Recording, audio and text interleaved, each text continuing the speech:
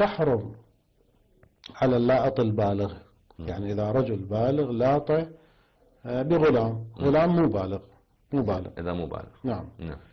حرمت على اللاط أم الملوط وأم المفعول به وأخته وبنته، طبعا بناته وإن نزل، يعني حتى حفيدته أيضا كذلك تحرم عليه. هذا سمح السيد السيستاني الدامغلي يفتي فتوى بذلك.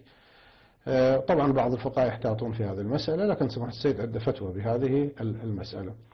عندنا إذا غير البالغ لاط بالبالغ، إذا غير البالغ لاط بالبالغ، فسمح السيد عنده احتياط وجوبي هنا. احتياط، نعم. كيف يعني؟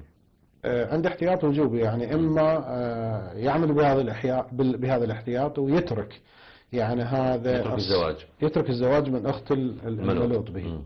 يعني إذا مثلا